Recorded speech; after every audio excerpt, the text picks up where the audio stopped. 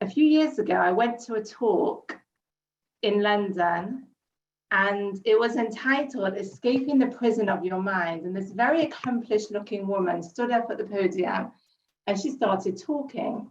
And I got the shock of my life, because as she started talking, she was talking about the fact that she'd been a prisoner 5 times.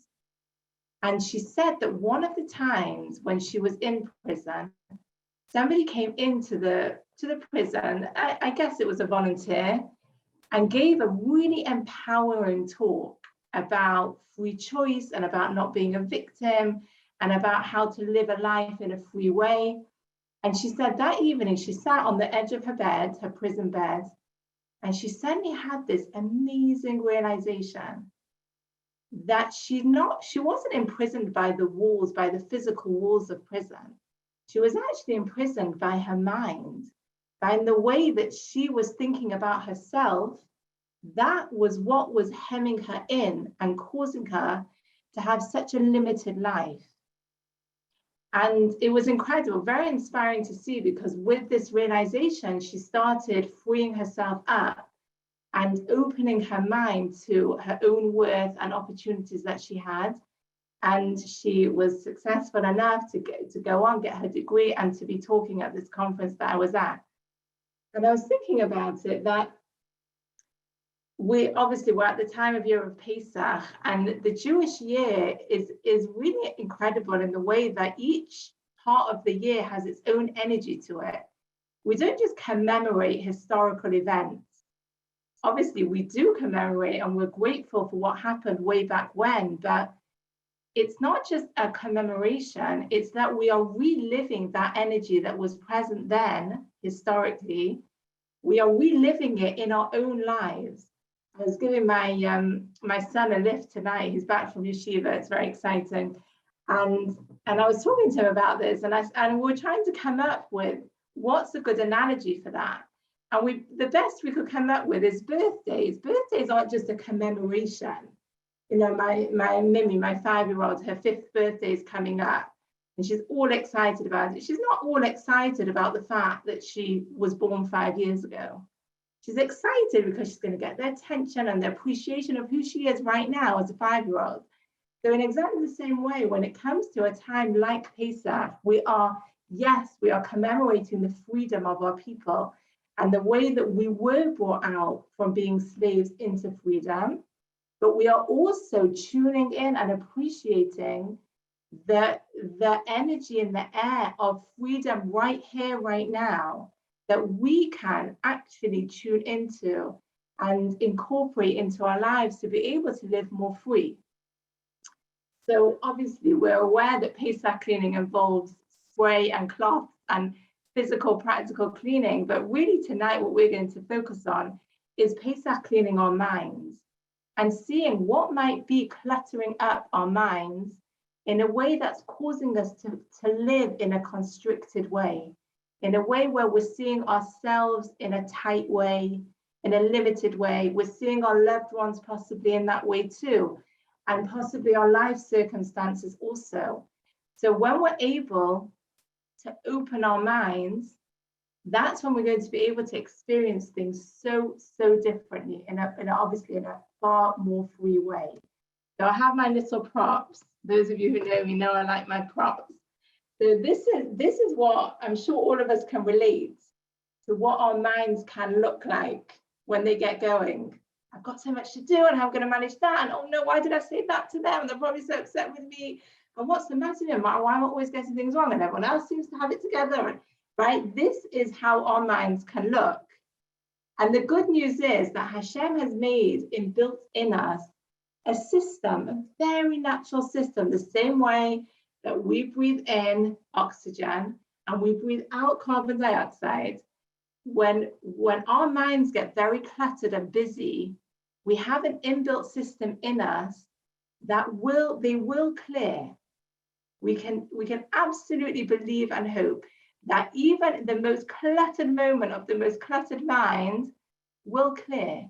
And when it clears, we will see ourselves, that person, the circumstance that we're stressing about, the number of guests that are coming, or whatever it is that we're stressing about. We will see that in a calmer, clearer way. So if you look, I know it's not that clear on the screen, but if you look at it, it's not like I have to put all those white pieces down. The very momentum of getting still and just being allows them to start settling automatically. So we're going to learn tonight together in the time that we have, we're going to learn 3 ways that allow us to be able to let, even in the most cluttered moments, it's not that we have to try and force ourselves to be calm and be okay and be confident. It's okay if we're cluttered. But what we do want to learn is how can we allow this natural mechanism to kick in of our mind settling down? What are the signposts to that are going to help us to do that? Okay, so we said ABC, and as Sippy mentioned before, it was a very quick title that I made, but it really does incorporate everything that we want to learn together tonight. So A is for accept.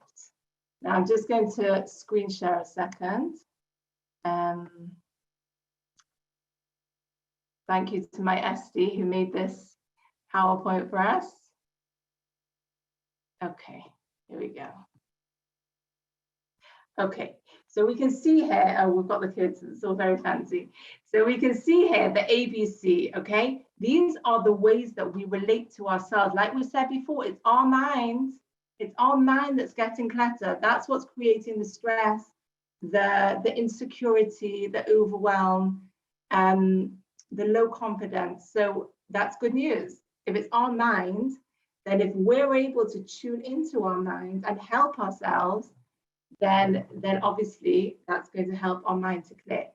So the A, as we can see, is for accept, B is for believing, and C is for choosing. And we're going to go into each one in more detail. So when it comes to accepting, if you can see here, we have a cartoon here of this woman on a wobble board, right? So she's desperately trying to cling on. She's really shaky. And she might be doing quite a good job of managing to cling on and stay okay, but she's not having a very relaxing time of it. And I would imagine that if someone came to talk to her while she was on this wobble board, it might not be the most productive conversation because she's so desperately trying to cling on. So I use the wobble board as an analogy for how we can get insecure. That underneath that wobble board is solid ground. So on the solid ground of being the person that Hashem created us to be, worthy, valuable, lovable, just because he created us unconditionally, suddenly in our minds, we start to create these wobble boards. I have to be the perfect mother. I have to have the perfect house. I have to make the perfect food. I have to always be feeling perfect. And then all of a sudden, we're on these wobble boards, shaking around and finding it very hard to walk or go anywhere. It's really going to come in the way of our production. Tying it into Pesach, when Hashem took us out of Mitzrayim, of Egypt, we were, in terms of performance, we were actually on the 49th level. We were on the lowest level, performance-wise, really low. And that's when Hashem gathered us up, hugged us, and said, you're going to be my nation. Not because of how you're doing, we weren't doing well, but because of who you are. That's what makes you my nation. That's what makes you my beloved children. So this gives us permission that we're able to go off that wobble board. We're able to stand on the solid ground of always knowing that no matter what, we are valuable and lovable. There is nothing that we do or feel or think or say that is ever going to contradict that. I was talking to a woman the other day, and she made some mistakes at the beginning of her marriage. She did, and she hurt her husband, not intentionally, but from the way that she was coming in from her own baggage. And I was talking to her, but I said to her, how would it feel to put all those moments of misunderstanding and when you would get upset with him when really he wasn't doing anything hurtful, you were just taking it very personally. How would you feel about putting all those moments in a helium balloon, cutting the string and letting them go? And she said to me, I don't know, like I really hurt him. I said, yeah, you did. But there's nothing you will ever do that takes away, that means that you have to be down and out on yourself. You might look at that thing and say, not great. I need to work on that. I need to apologize for that. Totally. But there's never a time when we in good faith need to say, oh, I need to feel horrible about myself now. I need to look down on myself now. I need to lose trust in myself now. That is never, ever the case. So sometimes we can hold this judgment on ourselves, which is the opposite of acceptance. We can hold this judgment on ourselves, and we can hold ourselves on this wobble board with these very, very high expectations of ourselves.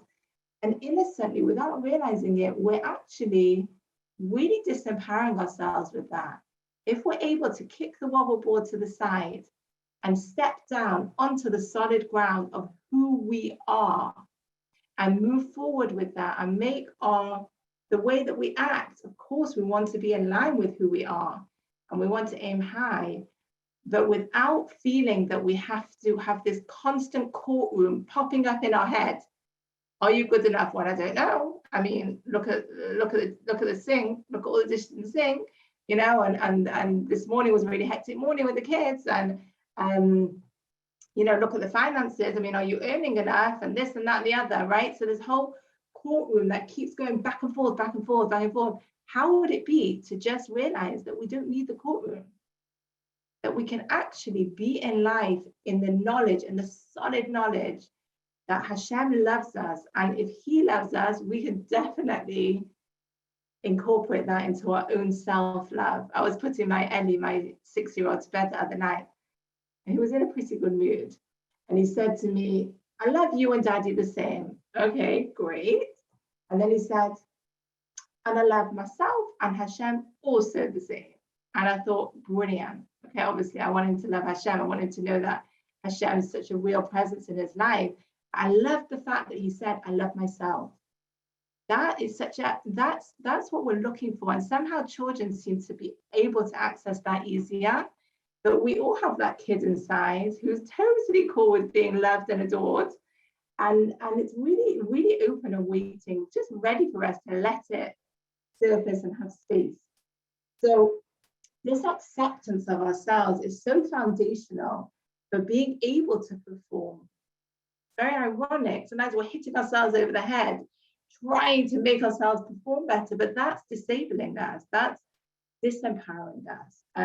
There was an Israeli tennis player called Tal Ben Shachar, and he was good, really good. He was a perfectionist. So before every game, he would be on the court for hours, practicing, pressuring himself, you know, perfecting every move as a guarantee that he was going to win the next day. To the extent that his muscles started to give in. His body was literally not coping with the pressure, the physical pressure that he was putting it under. To the extent that he had to leave tennis, and then he went into positive psychology and is now a lecturer at Harvard University. And he talks about, which is our next slide, he talks about the perfectionist and the optimalist. The perfectionist is aiming high with a very, very rigid line, as you can see here, very rigid line of expectation. There's no room for tiredness. There's no room for moods. There's no room for trying something and realizing, no, that's not going to work. Let's try it another way. Or learning from mistakes. It has to be constantly perfect. And he opened up a new phrase, which I find so powerful in us being able to aim high with a healthy outlook, with room to be a living, breathing human being. And that is the optimalist. The optimalist is aiming high. They are, as you can see, aiming to the same place as the perfectionist, but there's room There's room for twists and turns along the way. It's not that they're ever going to fall off that line. If they have a dip, they'll swing back up. I was talking as a therapist, I was talking to a client who's done so excellently in recovery from quite severe anxiety. And she said, and this was really, really resonated in me, because she said, now when I have a dip, and I do, I have some hard days, I'm okay with it. And I said to her, that is more impactful than if you would say, oh, I just had the most amazing day yesterday. Obviously, I'm happy if you have an amazing day, but the fact that you can have a dip and still retain your security in yourself and your foundation and your solid ground, that means that you really are on a healthy path of growth. So when we're in any type of performance, so Pesach preparation can be one example of it, but it's in any area of life. When we are able to have an allowance, that means it's a bit like driving on the motorway. Like if you're driving on one lane, it's very tight. If there's a wider lane and there's a car in front of you, so you go into the left lane, or no, you go into the right lane. You go into the right lane and you overtake, or you stay in the right lane. There's just more room. So in the optimalist mindset, it's a much broader mindset. That if things come in the way, anxieties, worries, fears, insecurities, feeling a lack of confidence, comments from other people, there's just this room for it. It's okay to have a wobble and dip down and then realign ourselves with the goals that we have. I heard a cute quote. It says, behind every great man is a great woman, and behind every great woman is a pile of washing and ironing. So, you know, we do as women, we do have busy lives, but if we can be on our own side in whatever it is that we're doing and moving through our lists and navigating our relationships, if we can become our own friend in that and give ourselves that allowance, that can really, really help to energize us for the inevitable challenges that are going to come along the way. There's room for that. Okay, so going to the next, it's B, believe in Hashem and yourself. So it's interesting, I was learning, I was listening to a share, and he was saying that a Rav called Rav Sadak says that emunah, which is the Hebrew word for faith, means believing in ourselves. Believing in ourselves is actually a part of having faith in Hashem. If you think about it, yeah, if you see a Ralph Lauren t-shirt or a Ted Baker handbag, yeah, you're automatically going to be more drawn to it. You're going to trust it because it was made by a great designer. So in the same way, if we can realize that we have been designed by the greatest designer ever, the designer of the entire world, if we can realize that that's us, we've been designed by the greatest designer, that means that we can believe in ourselves, that we can believe in the resilience and the wisdom and the energy that we have to be able to meet challenges and to be able to navigate life. I was driving before, I don't know why, maybe to do with the weather, but there was the most beautiful sunset tonight. And I was obviously, because this was in my mind in terms of giving the share, I was thinking like the one who created that created me. And it really gives you a certain appreciation. It's not about me for me. It's about the fact that Hashem created me. That really is the basis of our self-esteem. And as we say in the morning, Moida Annie, when I woke up this morning actually not feeling so well, and I had a really busy work day. And when I was saying the words at the end, Rabba and Manasecha, great is your faith. So we're talking to Hashem, we're saying thank you for returning my neshama and my soul to me. great is your faith. What's Hashem's faith? Like, we have to have faith in him. And Rav Shlomo Brevda Zatzal says that we're saying your faith, as in your faith, Hashem, it's his faith in us. He has faith in us. Who's going to be the biggest advocate of Bosch washing machine? It's going to be Mr. Bosch, right? He created it. He knows he used the best materials. He didn't skimp on what he used. He wanted to be a top quality machine. He's going to be the biggest fan of it. So because Hashem created us, he knows what we're made of. He knows that we have a part of him inside us on the Neshama, and therefore his faith in us, and it really gave me a boost this morning of Hashem. I had a great day. But it's just sometimes our belief in ourselves can waver and we can feel pretty fragile. And sometimes we need to remember that he believes in us and sort of piggyback on that for a bit until our own belief in ourselves is able to kick in. Okay, so belief. So we're saying the B is for belief. So we're talking about believing in ourselves and believing in Hashem. We have to believe in both. We're partners in everything we do. There's a contract. We have to show up. The results are in Hashem's hands. That's the contract. Without Hashem, I can't. Without me, he won't. I was talking to an incredible woman who really suffers with OCD. And I was saying to her, really, you're not really in control of your OCD. You can't make yourself not have these obsessive thoughts. So she said, well, then what am I doing here? So I said, what you're doing here, as in my therapist's office, what you're doing here is you are showing Hashem that you're taking responsibility for your issue and you're doing your part in working through your childhood issues, in finding the best way to move through the times when you have obsessive thinking. But the obsessive thinking itself is not in your control. Now, this isn't a talk about anxiety, but the point I'm bringing is that it's really the same in any area of life, that we sometimes put so much pressure on ourselves to control things that we can't, to control people, any other person that we can't, and to control circumstances or even things that are going on in ourselves that we can't control.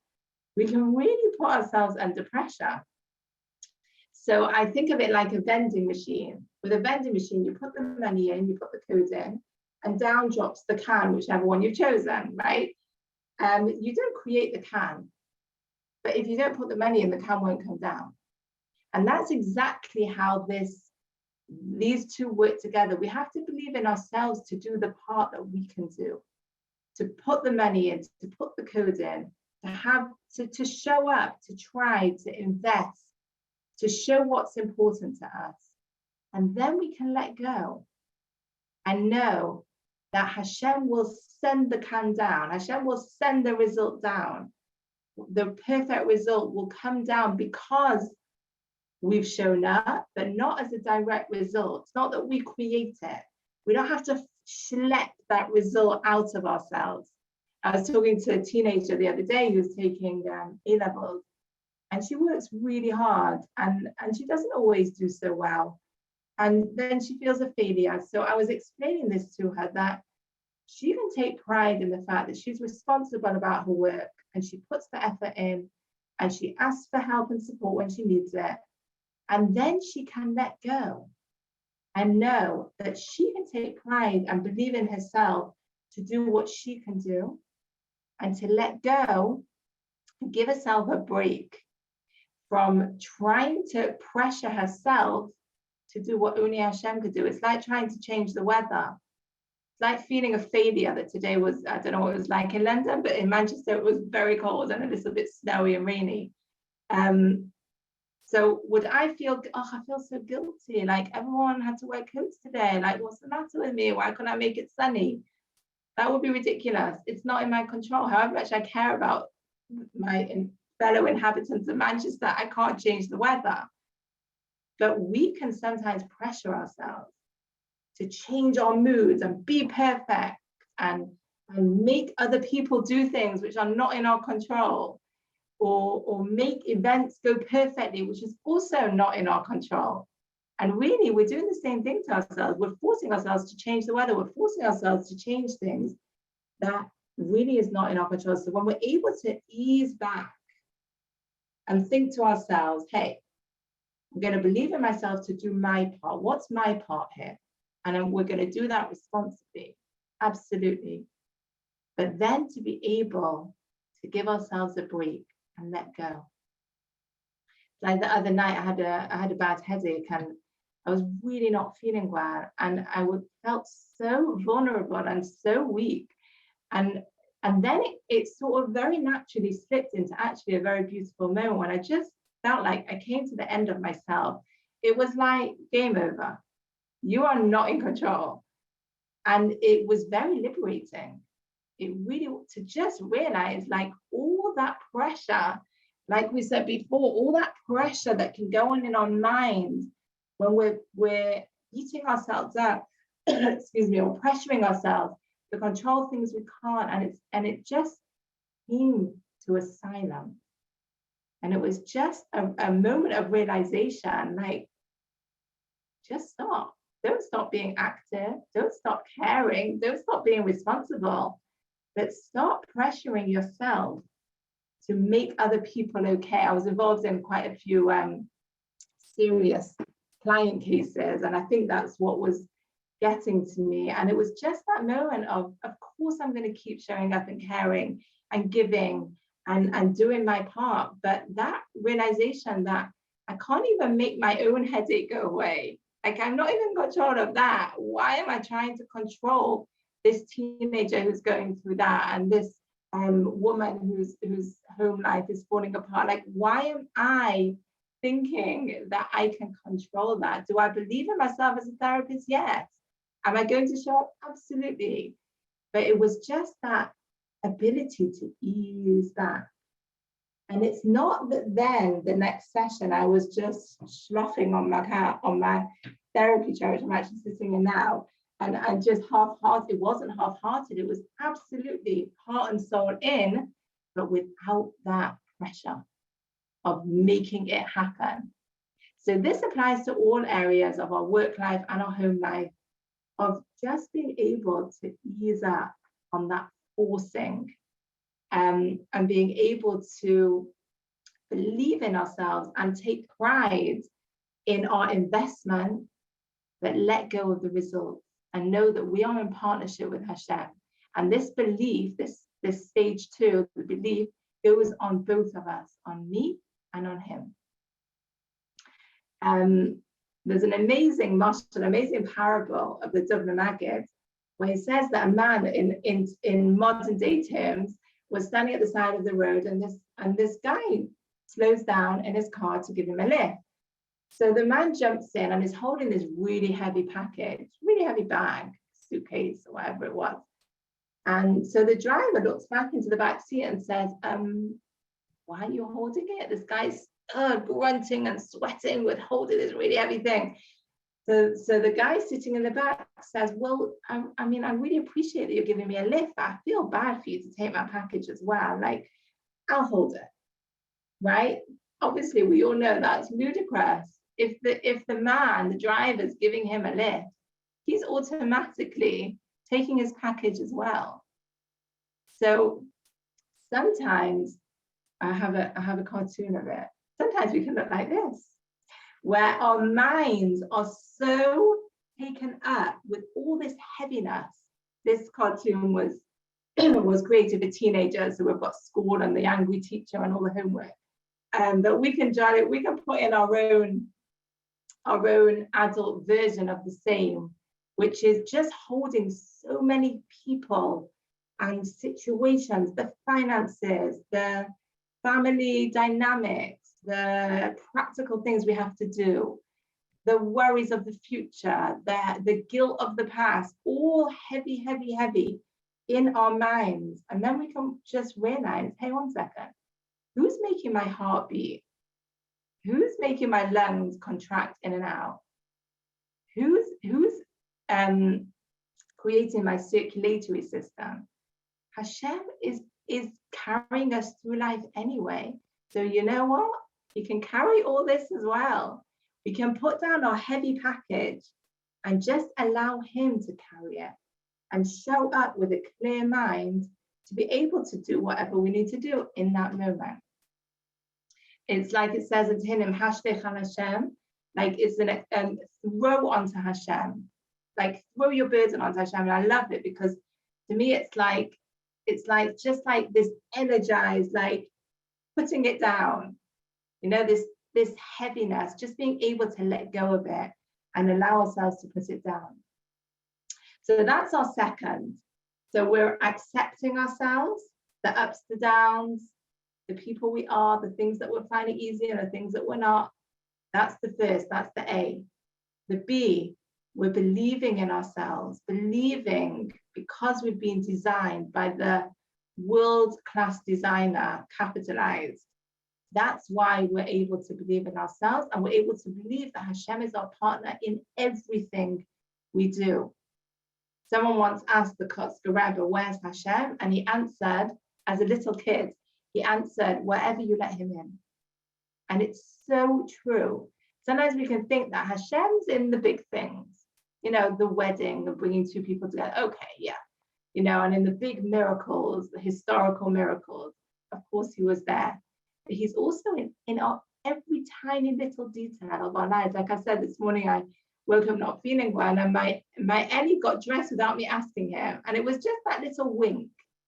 You know, he's in my morning. He's there. He's not just in shul when, you know, when the men are taking out the Sefer Torah, you know, Hashem is right here with us. It from the tiniest, most mundane example to the biggest, most dramatic example. He's there all the way through. So that's the B. And then we come to C, choice. As a mother, I'm very, I focus on choice a lot with my kids. I remember once because I want them to develop, really, choice is what we're in control of. Choice is really, where we have control, where we can get our empowerment, where we actually live from. So I remember I'm not sure which of my kids it was actually, and even if I did, I probably won't say, but I remember I gave them chicken and potatoes for supper, and I said, come on, so-and-so, come and eat. And I remember they turned around to me and said, you have a choice. It can be the chicken or the potatoes. And I could just hear them like mirroring back what I'm often saying to them. You know, it's your choice. What would you like? Do you want this? Do you want that? And it's the same as we get older. It's no longer necessarily about chicken and potatoes.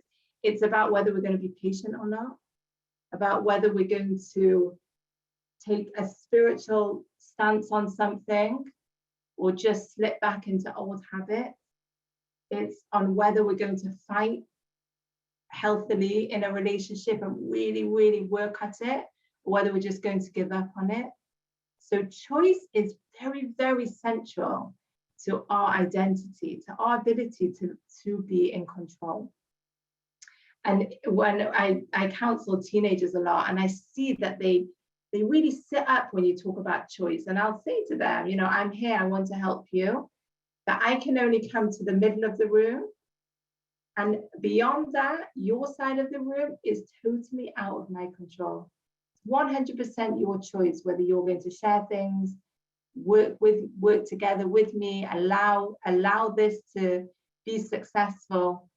And they love it because they're growing into that identity of being their own person. And that's really the foundation of being our own person, is this ability of being able to choose.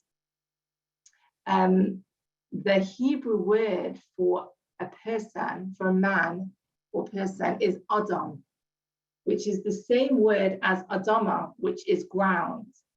Because ground, if you look at a piece of soil, it's pure potential. You could plant anything in it. You could put tomatoes, lettuce, carrots, potatoes, anything in that piece of ground. It's pure potential. So in exactly the same way, a person is potential. When you see a person, you can't say, oh, they can only manage that. You just can't say that about a person, because they are Adam. They are the same as ground. My husband was telling me before that, I'm sure most of you know, that we lost a very, very, very great Torah giant called Rav Chaim Kanievsky Zatzal. And he was incredibly great and incredibly diligent in the way that he used his mind and his time in his Torah learning. And I'm not sure when it was, but fairly recently he had a scan. He had to have a brain scan because he had a stroke. And they saw such a difference physically on the scan.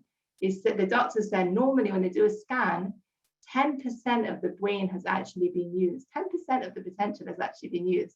When they looked at his scan, 90% of the potential, they could see in the brain cells that they had been so actively used in his Torah learning over so many years, it was actually physically visible.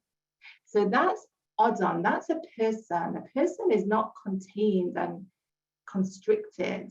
A person can break out, and I have the privilege as a therapist to see it on a pretty much a daily basis, how people who are in such difficult circumstances or had such difficult childhoods are able to grow in a way that just astounds me every time, to see someone who breaks out of the pain and starts to grow, and not only for themselves, for the people around them, for the family members around them.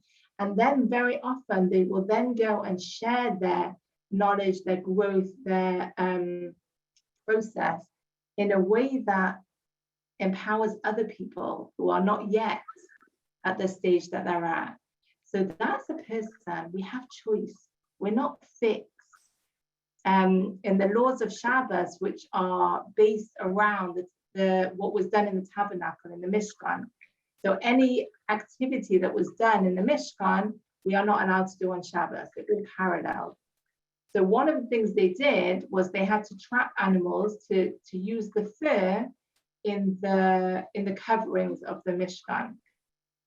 So there's a discussion in Gemara about whether trapping, which were evidently not allowed to do on Shabbos, whether that applies to human beings.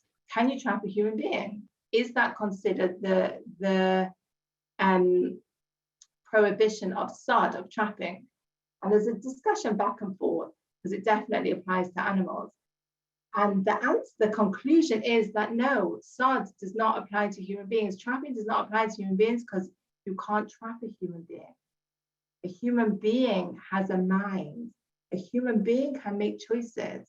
And therefore, even if you put them in a tiny room and you padlock the door and they can't get out physically, you still haven't trapped them, because they have a mind. They can think, they can reframe, they can choose how they're going to approach it, how they're going to move forward from it, how they're going to grow as a person from it. And therefore, you can't trap them. So the word for animal in Hebrew, which each Hebrew word is so significant, it tells us the essence. It's not just a way of saying it, it's in itself is the essence. So the word is behema for an animal, and it's ba-ma. In it is what it is. You're not going to get more than a cow. It is going to be a cow, and that's it. Whereas Adama, a person, Adama, is all about potential. When I talk specifically to women, when I talk about choices, I always make sure to focus on self-care. I was speaking to a girl who has a very difficult home situation, a very dysfunctional home situation. She needs to move out for Yom Tov, like she needs to move out and find somewhere. So she was saying to me, I need to be selfish about this, which was progress for her. Instead of just thinking about everyone else, she's actually thinking about what she needs for herself to be healthy. So while I was proud of her for saying that, I said, yes, but let's change it from selfish to self-caring. You know, it's not selfish to care about yourself. It's selfish to shut out the whole world and ignore everyone else's needs and not let them have any needs. But to say, I need to focus on myself and make sure that I have a workable setup for Yom Tov. It's not selfish, it's self-caring. The other night I was picking my daughter up this time from a friend, and the car was like, you know, when it like starts actually to go under the line under the petrol line, and my phone was losing charge, and I was laughing to myself because I that's exactly how I felt. I felt like I was losing petrol and losing charge. And that's how we can feel, and we're all going to feel like that sometimes. But then we have a choice. Are we going to become the martyr who's dragging around, really ratty, and feeling really sorry for ourselves and really hard done to? Or are we going to take responsibility and say, okay, I'm losing charge, I'm not feeling great, I need to take care of myself, physically, emotionally, spiritually, however we need to come in. And that can really help. If you think about the car, you think about the phone, we need to go places, we need to call people, we need to send messages. We're only going to be able to do that if we keep them charged. So we're exactly the same as people. We're only going to be able to give and function and do what Hashem wants us to do in his world when we are charged. I remember a few years ago, I was, again, feeling a bit burnt out. And I was thinking, I really should sit down for 10 minutes with a hot drink, but I've got to do this and I've got to do that, I've got to do that. And then I thought, imagine if someone called now and said, okay, I have a woman here, she needs 10 minutes of your time, can you manage? I would say, yeah, sure. I'm like, well, you're that woman. She needs 10 minutes of your time. You need 10 minutes of your own time. And it made me realize in that moment that self-care is a very, very spiritual act. It's I call it looking after one of Hashem's kids who happens to be me. It's, you know, we qualify as one of Hashem's daughters. So if we're taking care of ourselves, yes, of course, that means that we're then going to be able to function. But that's not the only reason. In and of itself, that rest, that healthy meal, that inspirational talk or exercise or whatever it is that we're doing in the name of self-care, that itself, even before we then go and use that energy outwardly, which obviously has so much significance, but even before that, just that act in that moment is so powerful and so significant. So just another point on choice is that we can choose to ask for help. And this can be practical help, like we can ask for practical help or emotional support from the people around us. And it also means that we can ask Hashem for help.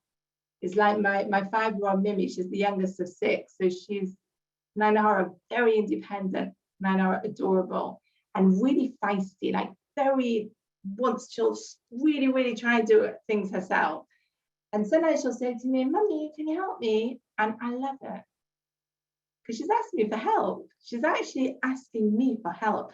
And then I thought to myself, that must be what Hashem feels like. He wants us to ask him. He doesn't want us to just struggle, what they call white knuckling through, struggling, being a martyr. We can ask him for help. Please help me to have patience. Please help me to have clarity. Please help me to have self-respect. Please help me to have acceptance. We can ask him. I remember walking along with one of my kids in town, and there was a homeless person, and he was like quite upset to see it, you know, this person lying on the floor asleep. And he said to me, Mummy, why is he there? So I said, he doesn't have money for a house. So then he said to me, why doesn't he go to the cash machine? Which is very cute, because for Hashem, at that point, he doesn't realize that you actually have to have money in the cash machine to be able to take it out. But the point is that when we were born, we got a limitless card. Hashem gave us a limitless card that just because we're his kids, we get it. That we can always go and cash in and ask Hashem to help us with the resources that we need. You know, if there's a difficult family event coming up, you know, please help me to stay grounded. These help me to have perspective. These help me to find the right support. Yeah, we can ask, we can keep cashing in this card, and we're never going to be homeless. So just going to end off with a story. When we must be married for about 2 years, and we went to the Nirvana Hotel on the Dead Sea, gorgeous hotel. And it was Shabbos morning, and it was very peaceful in the lobby, couples walking around, and my husband and I were standing there chatting. And we had our little 1-year-old, our oldest, Ari. I have permission to say this story, I've asked him. So he just learned to walk. He actually walked very early at 11 months. And he was all proud of himself. Anyway, we're standing there chatting. And before we knew it, the Shabbos lift had automatically come to the bottom floor, to the lobby where we were. And the doors obviously opened automatically. We're chatting. And before we knew it, in toddled Ari into the lift. And the doors closed, and off it went up to the first floor. So my husband dashed up to try and catch him when the doors would automatically open on the first floor. As he got there, they were just closing, and off it went to the second floor. And off he went, and the same thing happened. So every floor, Ari was fine because he could see his daddy like just there. That the doors kept closing. And then eventually it came back down, and he came out totally fine. And that was the end of the story. But I was thinking about it, that it says in Tehillim, Min hameitza karasika, from the constriction, I call out to Hashem, Anoni b'merchav, he answers me with expansiveness. And to me, I like to think of it that in every moment, the lift doors are opening. We might be in a tight space. We might be being very judgmental of ourselves. And like we said before, pressuring ourselves to control everything and make everything perfect. And we might be feeling quite victimized, not aware of our choices. And in every moment, the doors open. And all we need to do is allow ourselves to step out into a world where we are enough. It's okay to be us. We're on solid ground. We can trust ourselves. We have the resilience, the wisdom, the ability for life. And we can be empowered in our choices and make choices that reflect our essence, reflect our worth. And with that, our minds can start to quieten down, and we can start to really feel the benefit of a clear mind. Thank you so much for listening.